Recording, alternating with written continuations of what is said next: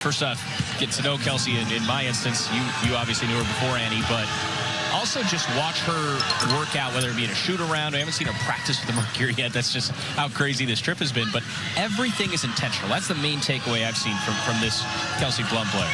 Yeah, the two players that I've seen throughout my career and watching, I haven't seen a lot of the players at their practices and so forth, but there's no question Diana before games or, practices before she get there. And the other is Becky Hammond.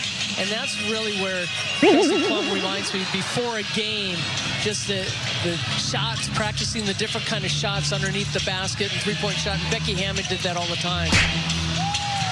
Went up against Jones and Reeves, and both players won out for Atlanta.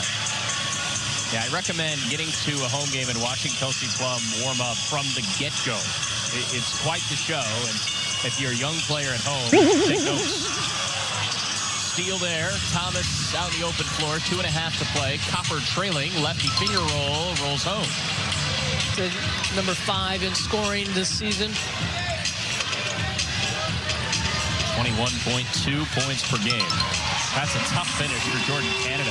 Jordan Canada has just come alive in the second half, just distributing the ball, getting downhill to the basket, knocking down threes, and then looked like she came up with a big steal. And then you look at Canada, just 4 assists. Reese well under her rebounding behind Howard. But everybody has contributed rebounding on this dream team, and you look at Howard's got 6, Hillman's got 5. Canada's always going to come up with, she can come up with 3 to 6 rebounds for them. Good pass from the post. Don't get to leave with them, right? No. That's the old adage. Not only timeouts, but fouls. Board challenges. Here's Plum. We got 2 more points to go. 19 now for Kelsey.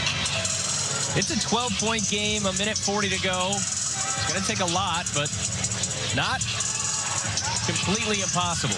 And they dropped into a zone. Got to play flawless on both ends of the floor to stun the dream, turn it into a nightmare. Canada. That is a late whistle. As her game progresses here in Phoenix, but Canada certainly does that for the dream. Free throw good. Lexi Held will check in for the Merc for the first time tonight.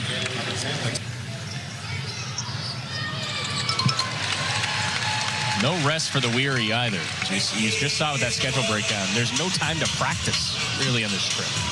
No, and that's the hard part, I think, with a lot of teams. And Chelsea, Lexi deal with this. If you get like 3, maybe 4 days if you're lucky in between, it's a long break. And but most of the time it's a game off, game off, game off, maybe 2 days off, but it's all travel and trying to rest. And you just said it. Off is a loose term. You're flying, you're getting rehab done. It is. She's just really struggled in this game and has like a lid on the basket for her. Fans rise to their feet here at the Gateway Center Arena. Phoenix, because everyone's standing up. Canada having a really big second half in terms of scoring. She's got 14 points now in the third and fourth quarters, 9 of which coming here in the fourth. Aaliyah Nyes in there for the first time. Shatori Walker-Kimbrough is well in there for Atlanta. And Rika Konek. Final 30 seconds. And the Mercury trailed by 7 at the half, and Atlanta's led this thing by as many as 20 in the second half of play. DB will go to the line.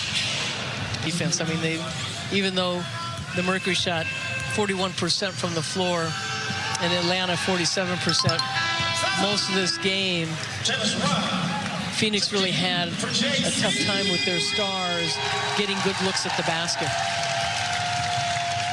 Yeah, without question. And at the end of the day, Atlanta defensively, they get 7 more threes than the Mercury. And Atlanta's going to dribble this thing out. They move to 11-5 at home, 19-11 overall. They continue to show why they're going to be a dangerous team to play in the postseason. Phoenix Moves to 1-1 on the road trip. 12-20 overall, and the Merc now gets strong in the first quarter, and but this is a